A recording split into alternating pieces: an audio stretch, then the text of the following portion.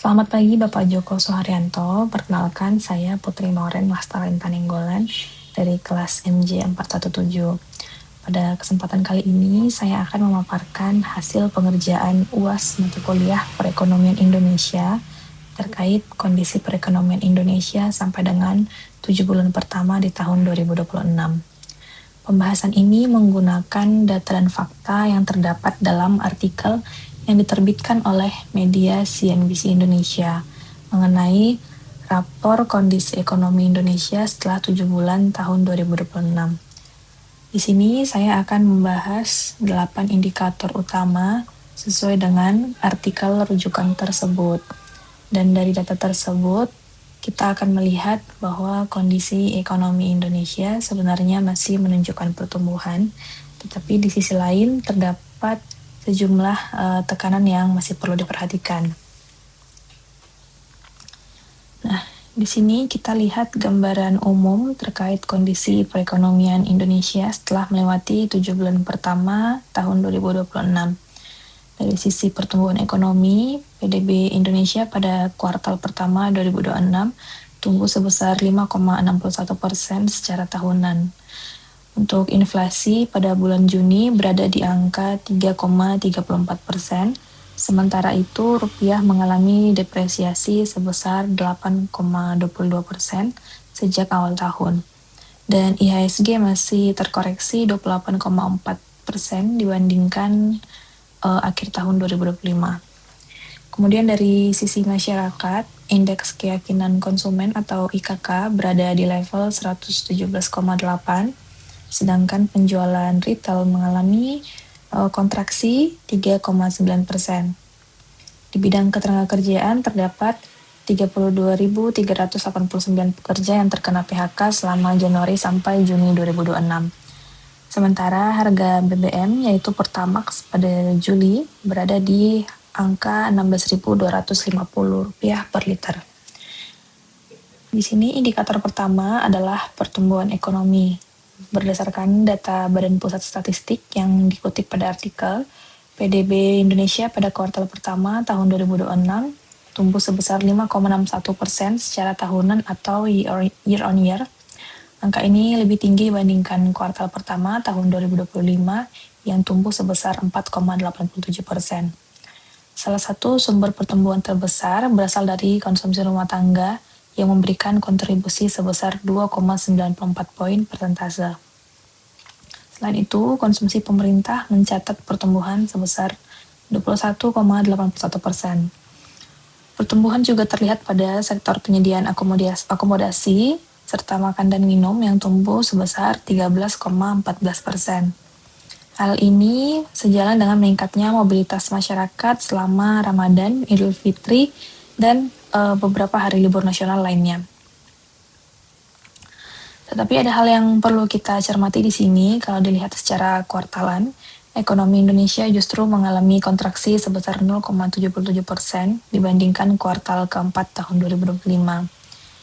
Jadi angka 5,61% memang menunjukkan pertumbuhan yang cukup solid, tapi juga pada artikel tersebut mengingatkan bahwa pertumbuhan tadi mendapat dorongan dari faktor musiman dan tingginya konsumsi pemerintah. Selanjutnya adalah indikator inflasi. Pada bulan Juni 2026, inflasi Indonesia tercatat sebesar 3,34% secara tahunan. Angka ini meningkat dibandingkan bulan Mei yang sebesar 3,08%. Dan secara bulanan, inflasi Juni tercatat sebesar 0,44%. Meskipun mengalami kenaikan, angka tersebut masih berada dalam sasaran inflasi Bank Indonesia, yaitu 2,5% plus minus 1%. Yang juga diperhatikan adalah inflasi inti yang mencapai 2,76% secara tahunan. Kenaikan inflasi inti ini menunjukkan bahwa tekanan harga mulai menunjukkan tekanan yang lebih luas.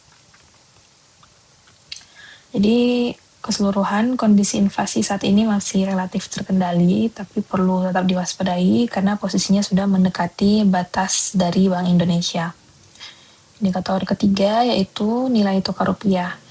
Pada awal tahun 2006, Rupiah berada di sekitar 16.670 rupiah per dolar Amerika Serikat. Kemudian pada 31 Juli 2026 berada di level 18.040 rupiah per dolar AS. Artinya sejak awal tahun rupiah telah mengalami depresiasi yang cukup besar, yaitu 1.370 rupiah atau sekitar 8,22%. Bahkan sebelumnya rupiah pernah tercatat di level terlemah, yaitu 18.170 per dolar. Itu terjadi di tanggal 8 Juni 2026. Nah, berdasarkan keterangan ekonom dari KOR Indonesia yang sekitar 60-70% tekanan terhadap rupiah itu diperkirakan berasal dari faktor domestik, sedangkan 30-40% lainnya itu berasal dari faktor global. Nah, untuk merespon hal tersebut, Bank Indonesia telah menaikkan suku bunga acuannya sebesar 100 basis poin sejak Mei 2026, sehingga BI Rate berada di level 5,75%. Nah, jadi pelemahan rupiah ini menjadi salah satu indikator yang menunjukkan bahwa ekonomi Indonesia masih tumbuh, stabilitas eksternal dan nilai tukar juga masih menghadapi tekanan. Selanjutnya kita melihat kondisi pasar modal melalui IHSG. Pada tanggal 31 Juli 2026, IHSG berada di level 6.222 dan pada bulan Juli mengalami penguatan sebesar 10,25%. Tapi jika dibandingkan di akhir tahun 2025 yang berada di level 8.646,94, IHSG masih mengalami penurunan, yaitu sekitar 28%. Artinya kenaikan di bulan Juli ini belum cukup untuk menghapus penurunan yang terjadi sepanjang tahun. IHSG bahkan sempat mencapai titik terendah tahun 2026, yaitu di level 5.317 pada 8 Juni. Setelah itu IHSG mulai kembali menguat dan telah naik sekitar 17,02% dari titik terendah tersebut. Berikutnya yaitu indikator yang lebih dekat dengan kondisi masyarakat, yaitu terkait keyakinan konsumen. Berdasarkan survei konsumen Bank Indonesia, indeks keyakinan konsumen atau IKK pada Januari 2026 berada di level 127, kemudian turun menjadi 120,9, dan pada Mei kembali turun lagi menjadi 117,8 di bulan Juni. Jadi sejak bulan Januari, IKK ini mengalami penurunan sekitar 9,2 poin. Tapi meskipun mengalami penurunan, angka IKK masih berada di atas 100, yang artinya masyarakat secara umum masih memiliki keyakinan atau optimisme terhadap kondisi ekonomi di negara ini. Tapi dari sini ada hal yang menarik, yaitu dari sisi penggunaan pendapatan.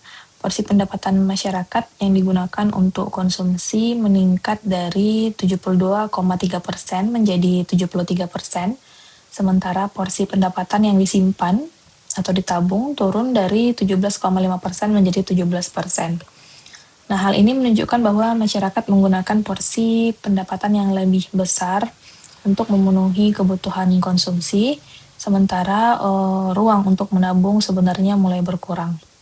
Kemudian kita masuk ke tekanan terhadap konsumsi, juga terlihat dari indikator penjualan retail. Di bulan Januari 2026, penjualan eceran masih tumbuh sebesar 5,7% secara tahunan.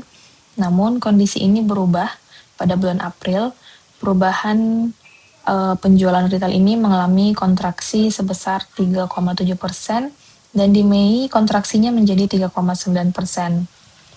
Untuk di bulan Juni, Bank Indonesia memperkirakan penjualan eceran akan kembali mengalami kontraksi sebesar 4,4%. Jadi secara bulanan, penjualan eceran di bulan Mei turun sebesar 1,5%. Meskipun demikian, penurunan tersebut sebenarnya lebih kecil dibandingkan April yang mencapai 11,6%. Jadi pada grafik tadi kita lihat perubahannya cukup jelas, yaitu pada awal tahun penjualan retail masih tumbuh, tapi masuk ke bulan April sampai Juni juga mengalami kontraksi. Kalau kita kaitkan dengan slide sebelumnya, penurunan dari penjualan retail ini sebenarnya sejalan dengan melemahnya keyakinan konsumen. Nah, jadi tekanan konsumen masyarakat ini mulai terlihat bukan hanya dari survei keyakinan, tapi juga bagaimana dengan aktivitas perdagangan retail. Selanjutnya yaitu terkait PHK ya atau kondisi ketenagakerjaan. Nah, Kementerian Ketenagakerjaan mencatat terdapat 32.389 pekerja yang mengalami PHK sepanjang Januari sampai dengan Juni 2026. Angka ini cukup besar, namun dibandingkan dengan periode yang sama di tahun 2025, saat itu PHK mencapai 42 ribuan pekerja. Jumlah PHK pada semester pertama 2026 sebenarnya turun sekitar 23,5%. Nah, provinsi yang paling banyak jumlah PHK-nya itu yaitu di Jawa Barat, sebanyak 6.727 pekerja atau sekitar 20% dari total PHK nasional. Jadi data ini perlu dibaca secara seimbang, yaitu di satu sisi lebih dari 32.000 pekerja mengalami PHK sehingga kondisi ketenagakerjaan masih menjadi perhatian. Tapi di sisi lain, dibandingkan tahun sebelumnya, sebenarnya jumlahnya mengalami penurunan. Selanjutnya yaitu harga BBM non-subsidi. Di bulan Juli 2026, harga Pertamax berada di angka 16.250 per liter, Pertamax Turbo 19.300, Dexlite 19.700, dan Pertamina Dex 21.150 per liter. Memang di bulan Juli terdapat penurunan harga untuk beberapa jenis BBM dibandingkan bulan sebelumnya. Misalnya di Pertamax Turbo itu turun dari 2.750 menjadi 19.300. Dexlite dari 23.000 menjadi 19.700 dan Pertamina Dex itu dari 24.800 jadi 21.150. Nah, tapi jika kita bandingkan dengan posisi di bulan Desember 2025, harga BBM non-subsidi masih jauh lebih tinggi. Nah, kondisi harga ini penting karena harga BBM ini dapat mempengaruhi biaya transportasi, biaya produksi, dan yang pada akhirnya akan mempengaruhi dari dari harga barang dan jasa. Nah, jadi kalau kita rangkum tadi keseluruhan indikator tersebut, kita dapat lihat bahwa kondisi perekonomian Indonesia ini memang sebenarnya tidak bergerak secara seragam. Nah, dari sisi positifnya, PDB masih tumbuh sebesar 5,61%, inflasi masih dalam sasaran, IKK masih berada di atas 100, dan jumlah PHK semester pertama 2026 lebih rendah dibandingkan dengan periode di tahun sebelumnya. Namun di sisi lain ada tekanan yaitu rupiah yang mengalami pelemahan 8,22%, IHSG juga masih terkoreksi 28% dibandingkan akhir tahun lalu, dan penjualan retail mengalami kontraksi, dan harga BBM non-subsidi juga harganya masih cukup tinggi. Pertumbuhan ekonomi ini memang merupakan salah satu indikator yang penting untuk melihat perkembangan perekonomian. Tetapi pembangunan ekonomi tidak hanya berkaitan dengan seberapa tinggi pertumbuhan PDB. Nah, kita juga perlu melihat bagaimana pertumbuhan tersebut berkaitan dengan kondisi dan kesejahteraan masyarakat. Karena itu, indikator seperti keyakinan konsumen, penjualan retail, angka PHK, itu juga penting untuk diperhatikan. Nah, dari data tadi itu menunjukkan bahwa pertumbuhan ekonomi itu perlu dibaca bersama indikator kesejahteraan. Dengan kata lain, pertumbuhan ekonomi seharusnya tidak hanya menghasilkan peningkatan angka PDB, tapi juga perlu memberikan manfaat yang lebih luas kepada masyarakat. Nah, sebagai kesimpulan, berdasarkan hampir ada 8 indikator tadi, dapat dikatakan bahwa perekonomian Indonesia di bulan Januari sampai bulan Juli 2026 ini masih menunjukkan pertumbuhan yang cukup kuat.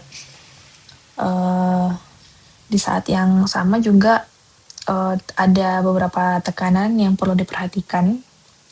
Tapi di bidang ketenagakerjaan, jumlah PHK juga masih cukup besar dibandingkan tahun sebelumnya, dan yang salah satu yang paling sensitif adalah isu dari kenaikan harga BBM non-subsidi.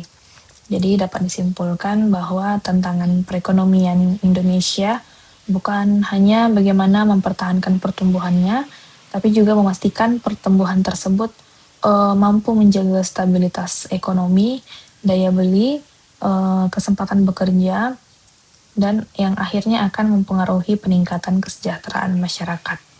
Nah, demikian pemaparan dari mengenai kondisi perekonomian Indonesia sampai dengan bulan Juli tahun 2026 ini. Apabila ada kesalahan kata, saya memohon maaf. Sekian dan terima kasih.